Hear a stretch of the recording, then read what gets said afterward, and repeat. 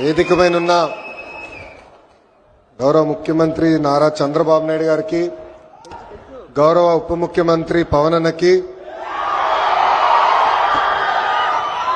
BJP రాష్ట్ర అధ్యక్షులు మాధవ్ గారికి, రవాణా శాఖ మార్చులు రాంప్రసాద్ రెడ్డి గారికి, సత్యకుమార్ యాదవ్ గారికి, వేదిక మీద ఎమ్మెల్యేలు ఎంపీలకి, ప్రత్యేకంగా ఈ సమావేశానికి విచ్చేసిన మా ఆటో డ్రైవర్లందరికీ పేరు పేరున నా హృదయపూర్వక నమస్కారాలు. ఇంట్లో ఎన్ని ఇబ్బందులున్నా ఎవరైనా ఆటో ఎక్కితే నవ్వుతూ పలకరిస్తారు మా ఆటో డ్రైవర్లు. గ్రామ స్థాయి నుంచి దేశ రాజకీయాలంతా కూడా ఆటో డ్రైవర్లే ఆటోలో చర్చిస్తారు. పోయిన 5 సంవత్సరాలు చూసాం. మీ మౌత్ పబ్లిసిటీ దెబ్బకి వైనాట్ 175 కాస్త వైనాట్ 11 అయినాయి.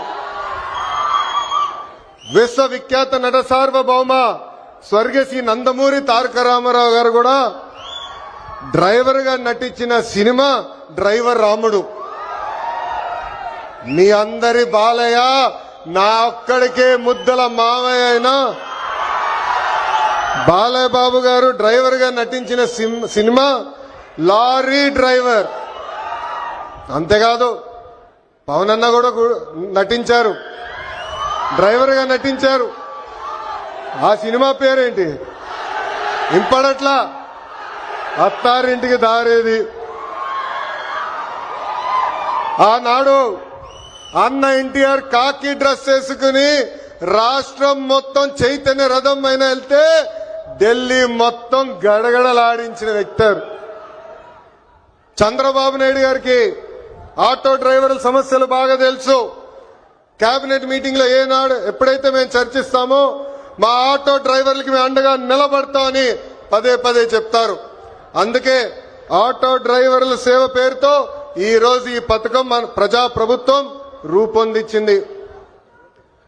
నేనెప్పుడు తిరుగుతున్నప్పుడు ఆటో వెనకాల ఉన్నా మీరు ఏదైతే రాస్తారో చదువుతూ ఉంటా. ఒక కొటేషన్ నాకు బాగా నచ్చింది.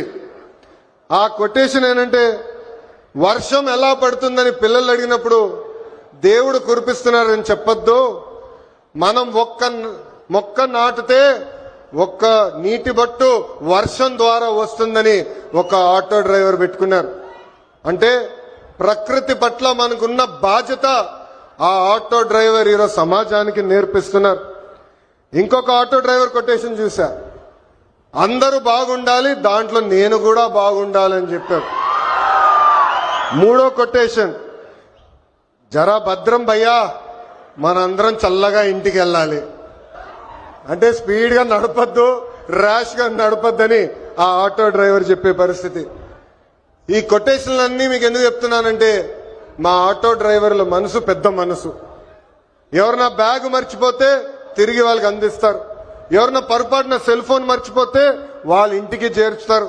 అంతేకాదు విలువైన వస్త్రాలు దొరికితే ఏకంగా మా పోలీస్ సోదరులు దగ్గరికెళ్ళి డబ్బులో లేని వస్త్రాలు దొరికినాయి, ఇది మీరు జాగ్రత్త వాళ్ళకి చేర్చాలని చెప్పే పెద్ద మనసు ఉన్న వ్యక్తులు మా ఆటో డ్రైవర్లు. ఆటో వెనుక నవ్వు తెప్పించే కొటేషన్లు కూడా ఉన్నాయి స్వామి. అప్పు చేసి కొన్నాను నన్ను చూసి ఏడవద్దు అని చూశాడు. అప్పు చేసి కొన్నాను నన్ను చూసి ఏడవద్దు. ఇంకోటి, హాయ్ అని ఆశ పెంచొద్దు, బాయ్ అని బాధ పెట్టద్దు. అంటే ఎప్పుడు ఆటో వెనకాల బండి ఉంటే నవ్వుతూ ఉంటాం. సమాజం పట్ల మాకున్న బాధ్యత తెలుస్తుంది. ఎన్ని సమస్యలున్నా ఎన్ని ఇబ్బందులున్నా నవ్వుతూ ఆదరిస్తారు మా ఆటో డ్రైవర్లు. అందుకే యువగలం పాదయాత్రలో ఆటో డ్రైవర్లతో ప్రత్యేకంగా నేను సమావేశం ఏర్పాటు చేసుకున్నా.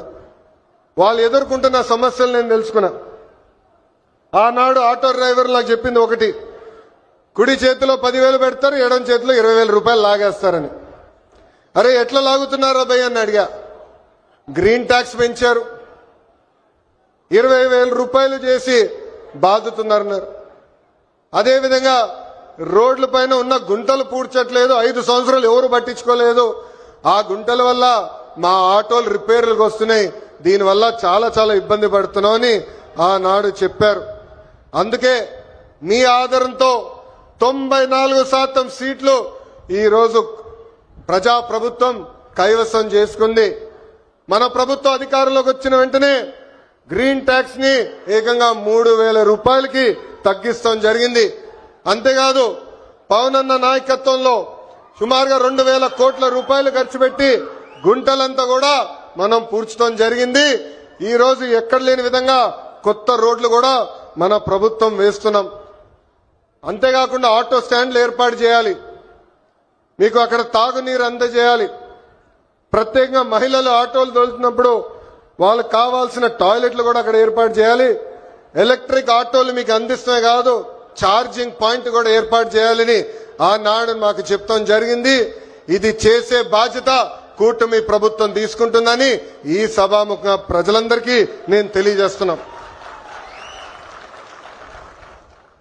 నేను యువగలం పాదయాత్ర చేసినప్పుడు మహిళల్ని కించపరిచే విధంగా ఆనాడు రోజా గారు మాట్లాడారు. మా తెలుగు మహిళ చీరలు గాజులు ఆమెకి ఇచ్చేదానికి వెళ్ళినప్పుడు వెళ్ళిన ఆటోని ఆనాటి పోలీస్ సోదరులు సీజ్ చేశారు. ఆ ఆటో డ్రైవర్ పేరే హమీద్ బాషా. పాపం ఈ ఆటో పైన ఆయనే కాదు, ఆయన కుటుంబంలో ఉన్న 5గురు ఆధారపడి ఉంటారు. అతను నా దగ్గరికి వచ్చి, అన్నా నేను ఇబ్బంది పడుతున్నా, నన్ను ఆదుకో అంటే గౌరవ ముఖ్యమంత్రి శ్రీ నారా చంద్రబాబు నాయుడు గారు ఆనాడు నేను ఫోన్ చేసి ఒక ఆటో ఇవ్వాలనుకుంటే ఒకటి కాదు, ఏం అవసరం ఉన్నా ఆ కుటుంబాన్ని ఆదుకో, ఇది మన బాధ్యత అని చెప్పిన వ్యక్తి చంద్రబాబు నాయుడు గారు.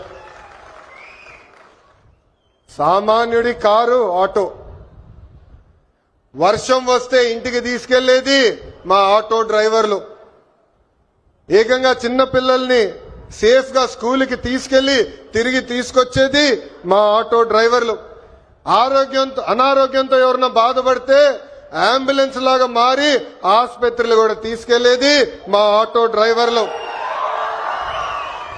పనికి గాని ఆఫీస్కి వెళ్లాలన్నా, ట్రైన్ ఎక్కాలన్నా, బస్ ఎక్కాలన్నా ఫీడర్ వెహికలే మన ఆటో.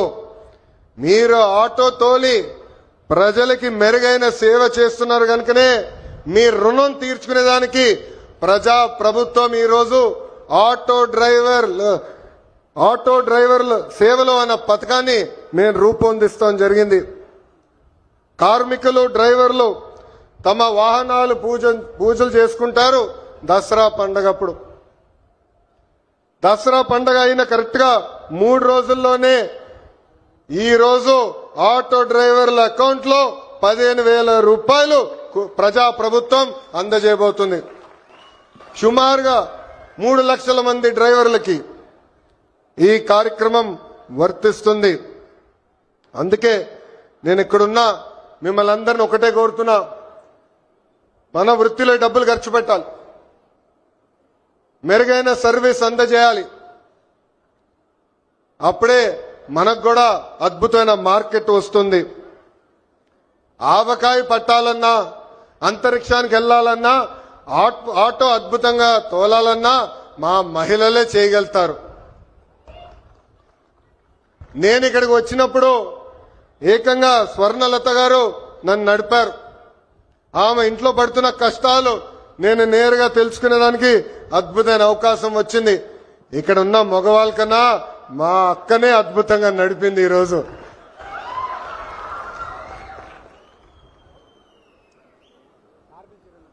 పంపించండి ముఖ్యమంత్రి గారు తిరిగి వచ్చుంటారు. స్వర్ణలత గారు ఆటో తోలుతూ కుటుంబం మొత్తం పోషిస్తున్నారు. ఇంట్లో ఆమె భర్త కూడా అద్భుతంగా సహకరిస్తున్నారు. ఇద్దరు కలిసికట్టుగా పనిచేసి ఈ రోజు ఆ కుటుంబాన్ని ముందలు తీసుకెళ్తున్నారు. తల్లి నాకు చెప్పింది, తల్లికి వందనం అందింది, ఉచితంగా గ్యాస్ సిలిండర్లు ఏదైతే దీపం పథకం కింద ఇస్తున్నామో అది కూడా అందింది. అంతేకాదు ఇంట్లో ఉన్న పెద్దమ్మ అత్తగారి కూడా ప్రజా ప్రభుత్వం ఈ రోజు పెన్షన్ కూడా ఇస్తాం జరుగుతుంది. అందుకే ఈ సభాముఖంగా ఇక్కడ ఉన్న మగవాళ్ళందరూ నేను కోరుతున్నా, ప్రత్యేకంగా ఆటో డ్రైవర్లను కూడా కోరుతున్నా, మహిళల్ని మనం గౌరవించాలి. తెలుగు వాడక భాషల్లో మహిళల్ని కించపరిచే విధంగా కొన్ని పదాలు వాడతాం. గాజులు తొడుక్కున్నావా, చీర కట్టుకున్నావా, అమ్మాయిలాగా ఏడవద్దని. దీనికి ఫుల్ స్టాప్ పెట్టాలి. ఇది మనం వాడకూడదు. ఈరోజు ఆంధ్ర రాష్ట్రంలో ప్రతి ఆటో డ్రైవర్ నేను కోరుతున్నా, ప్రజల్లో చైతన్యం తీసుకొచ్చే శక్తి మీలో ఉంది. మీరు ఏదైతే ఒక్క విషయం తలుచుకుంటే అది సాధించే శక్తి మీలో ఉంది. అందుకే మహిళల్ని గౌరవించాలనేది పదే పదే ఎవరైతే మీ ఆటో ఎక్కుతారో వాళ్ళకి తెలియజేయాలని ఈ సభాముఖంగా మిమ్మల్ని అందరినీ నేను కోరుకుంటూ, మా పైన ఒక పవిత్రమైన బాధ్యత మీరు పెట్టారు. గత పాలకులు మీటింగ్ జరిగితే మీరందరూ చూసేవారు, పరదాలు కట్టేవారు, బ్యారికేడ్లు పెట్టేవారు. కానీ ఈరోజు గౌరవ ముఖ్యమంత్రి గారు కానివ్వండి, ఉప ముఖ్యమంత్రి గారు కానివ్వండి, ఒక సామాన్య వ్యక్తిగా మీ ముందలా నుంచుంటున్నారు. మీ రుణం తీర్చుకుంటామే మా లక్ష్యం. అహర్నిశలు కష్టపడతాం. ఎన్ని ఆర్థిక ఇబ్బందులున్నా ఇచ్చిన ప్రతి హామీ నిలబెట్టుకునే బాధ్యత ప్రజా ప్రభుత్వం తీసుకుంటుంది. ఈ రోజు ఆంధ్ర రాష్ట్రంలో డబుల్ ఇంజిన్ సర్కార్ ఉంది. కేంద్రంలో గౌరవ ప్రధానమంత్రి నరేంద్ర మోడీ గారు, రాష్ట్రంలో గౌరవ ముఖ్యమంత్రి చంద్రబాబు నాయుడు గారు. ఈ డబుల్ ఇంజిన్ సర్కార్ అద్భుతంగా నడుస్తుంది కనుకనే మన ఎన్ని ఆర్థిక ఇబ్బందులున్నా ఇచ్చిన ప్రతి హామీ, సంక్షేమ కార్యక్రమాలు మనం నిలబెట్టుకోగలుగుతున్నామని ఈ సభాముఖంగా తెలుపుకుంటూ, మళ్ళీ వస్తాం, అద్భుతమైన కార్యక్రమాలు చేస్తాం. మీ పిల్లల భవిష్యత్తు చూసుకునే బాధ్యత ప్రజా ప్రభుత్వం తీసుకుంటుందని ఈ సభాముఖం మీ అందరికి హామీ ఇస్తూ, నాకు ఇంత అద్భుతమైన అవకాశం ఇచ్చిన మా ఆటో డ్రైవర్లందరికీ పేరు పేరున నా హృదయపూర్వక నమస్కారాలు తెలుపుకుంటూ మీ అందరి దగ్గర నుంచి సెలవు తీసుకుంటున్నాం. చంద్రబాబు నాయుడు గారి నాయకత్వం, చంద్రబాబు నాయుడు గారి నాయకత్వం, పవన్ అన్న నాయకత్వం, పవన్ అన్న నాయకత్వం, మోడీ గారి నాయకత్వం, మోడీ గారి నాయకత్వం. జై హింద్, జై హింద్, వందే వందే. అందరికీ నమస్కారం. ధన్యవాదాలు సార్.